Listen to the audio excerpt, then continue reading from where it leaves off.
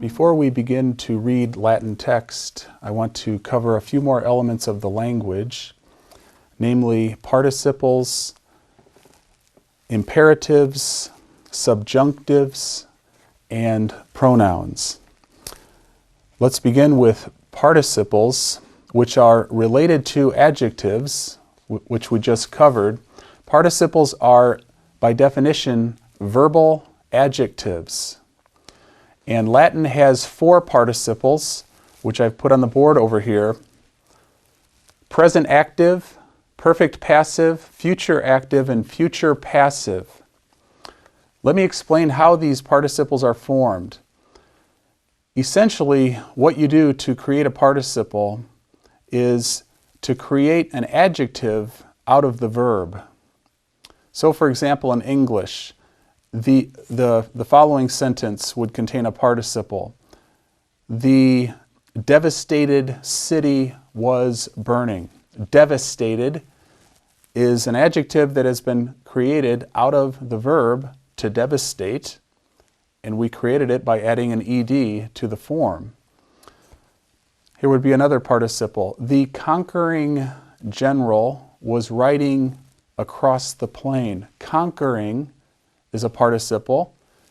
It's created from the verb to conquer, and it describes the general who was riding across the plain. We formed that participle by adding ing to the form.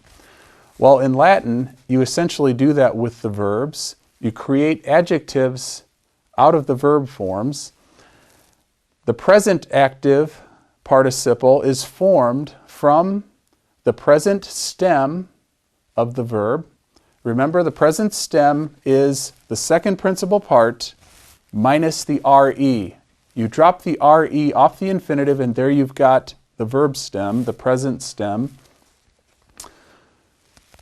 You begin with the present stem, and then you add ns, and ntis, nti, ntem, inti. You essentially create a third declension adjective out of that verb.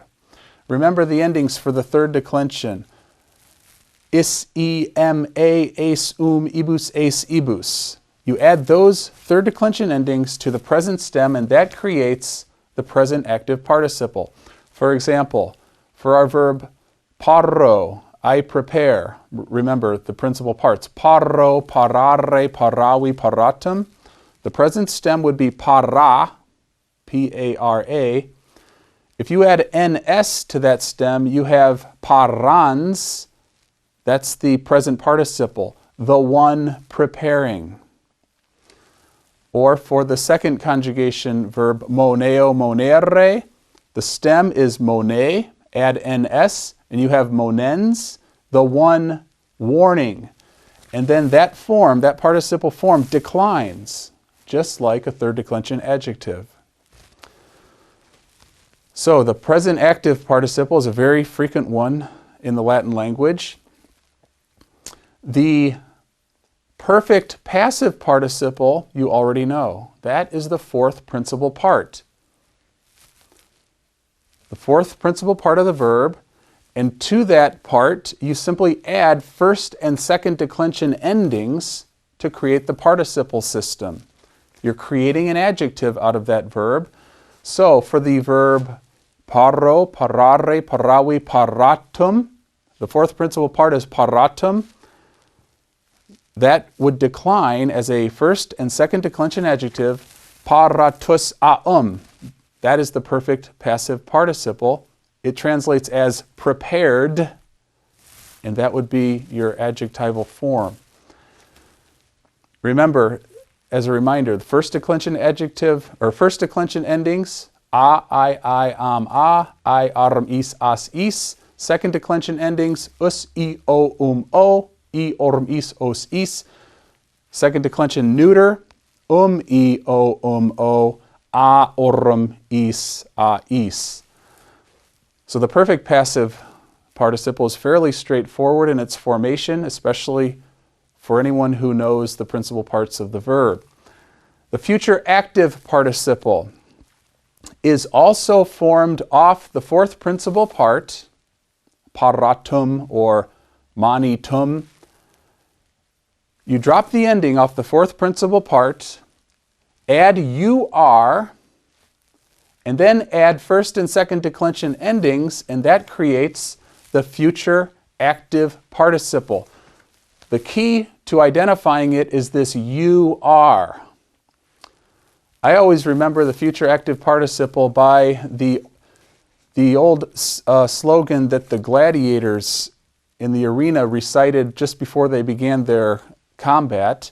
Morituri te salutamus, Caesar. We who are about to die salute you, Caesar.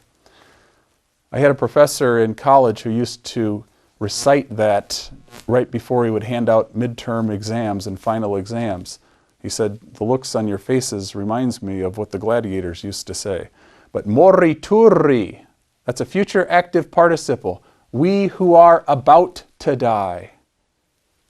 The future active idea is found right there in that you are form. So an example from parro, the future active participle would be paraturus aum. The one who is about to prepare. Future active. The future passive participle is formed off the present stem of the verb, just like the present active. So two participles are formed off the present stem, two are formed off the fourth principal part. To the present stem, you add nd, and then you add first and second declension endings. A future passive participle would be agenda, agenda. I always think of the word agenda. What is an agenda? Things to be done. The to be done idea is the future passive idea. It's going to happen in the future and it's passive. It's not active. ND is the indication of a future passive participle. So for our verb parro, parare, the stem is para plus nd plus first and second declension adjectival endings. Parandus, the one to be prepared, or that which is to be prepared. Okay, that's a brief introduction to participles. Now let me briefly explain the formation of imperatives. Imperatives are commands. How do you speak commands in Latin? How do you give commands?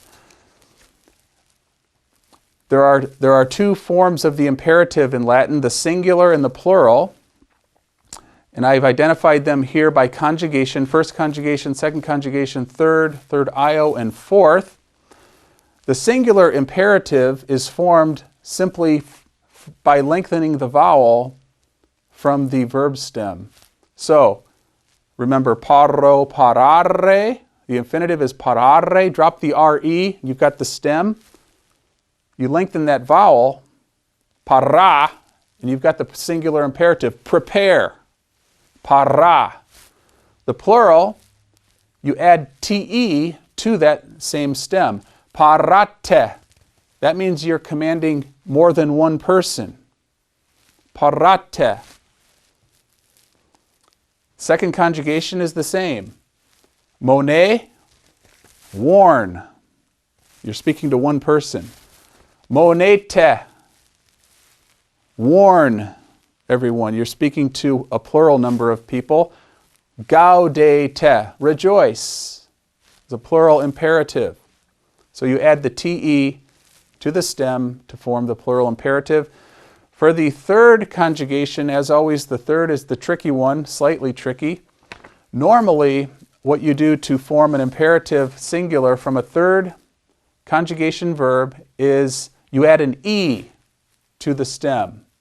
So for the verb scribo, scribere, third conjugation, scribe means write. Scribo means to write. Another example of a third conjugation, mitto, mittere, to send. Mitte, with an E. Send, that's a command. Credo, credere, to believe. Crede, believe, a singular command. However, there are 4 important exceptions to the formation of singular imperatives in the third conjugation, and these 4 exceptions are the verbs dico, duco, ferro, and facio. And a good way to remember these is the following ditty. Dic, duc, fac, and fair are missing the E's that should be there. A professor from the University of Iowa taught me that, and it has helped me enormously. Dic, duc, fac, and fair are missing the E's that should be there. There should be an E here to form the imperative, but there isn't for these 4 very common and important Latin verbs. Dico, I say. Duco, I lead. Facio, I do or make. And ferro, I bear or carry or bring.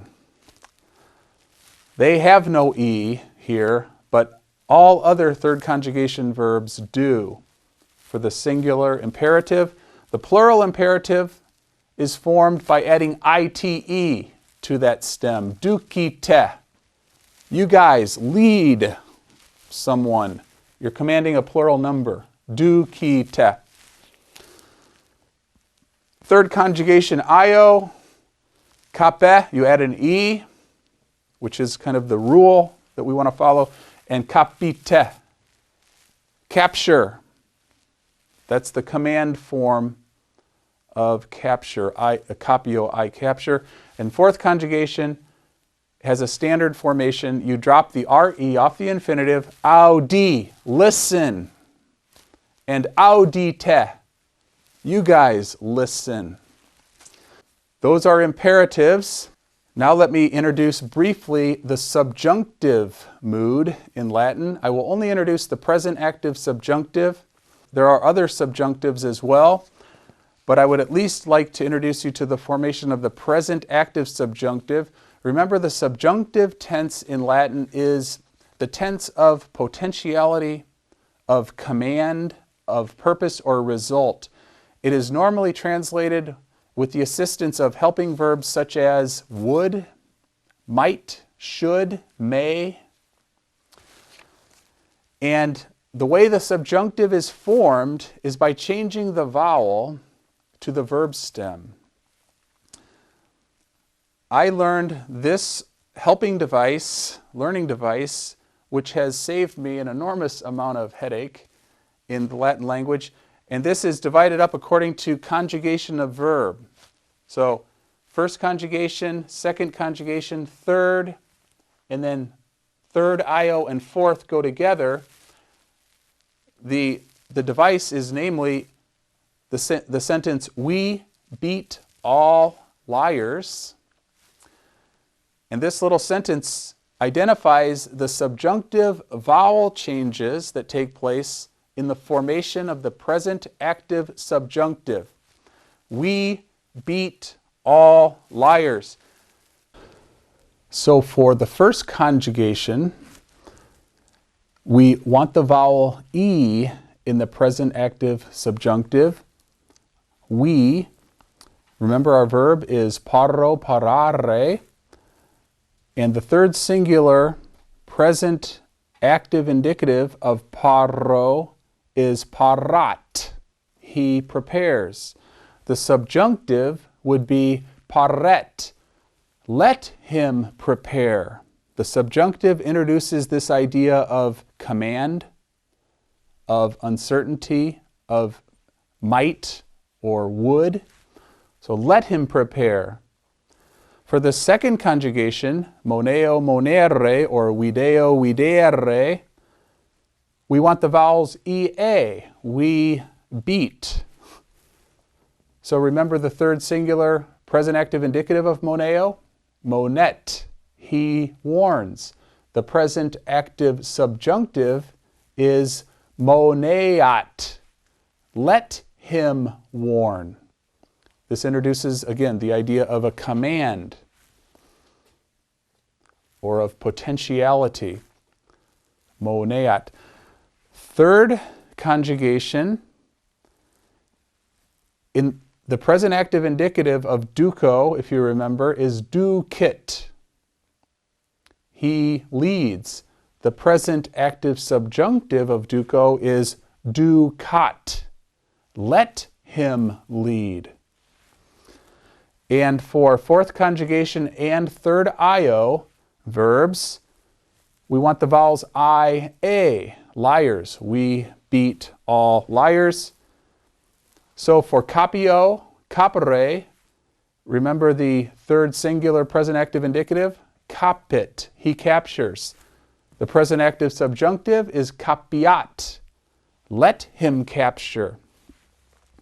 And for audio, audire, fourth conjugation, the third singular present active indicative is audit. He hears. The present active subjunctive third singular is audiat. Let him hear. So I have rules like this, these learning devices, many of which I learned in my Ph.D. studies. I have these written on the inside cover of my dictionary, my Latin dictionary. And I have found them extremely valuable in assisting me in being able to read and understand Latin. So please remember these. These are the tricks of the trade. I want to make a transition to some pronouns and demonstrative adjectives. These I will simply teach off of charts that will be found in any standard Latin text, Latin grammar book. And I consider these quite important for us in order to be able to make a beginning of reading Latin. First, I'd like to introduce relative pronouns. The basic relative pronoun in Latin is qui, quae, quod. Who, what, which. If you look at a chart that introduces relative pronouns, you will find that these are declined, just like adjectives, just like nouns. There are different ways to memorize the system of declension, but there are masculine, feminine, and neuter forms. Qui, quae, quod, that's the vocabulary entry. That's what you'll find when you look the word up in the dictionary. Those three forms are masculine, feminine, neuter, nominative, singular. Quod is the neuter form of the relative pronoun. It declines quod, cuius, cui, quod, quo, quae, quorum, quibus, quae, quibus. Let me give the translation of these relative pronouns. Remember, we're following this paradigm, nominative, genitive, dative, accusative, ablative, in the singular and the plural. So for the masculine form, qui, that would be who, cuius, of whom, cui, to whom, quem, whom, as direct object, quo, by, with, or from whom. And then for the plural, qui, who in the plural as subject, quorum, of whom, quibus, to or for whom, quos, whom as direct object in the plural, and quibus, to, by, with, or from whom. Let me briefly run through the demonstrative pronouns, hic, haec, hoc, this or that, hic, this. And these demonstrative pronouns can also be translated as pronouns, he, she, it.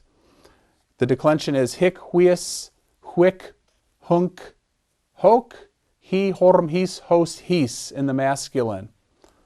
So that translates he, or this one, of this one, to or for this one as direct object, by, with, or from this one.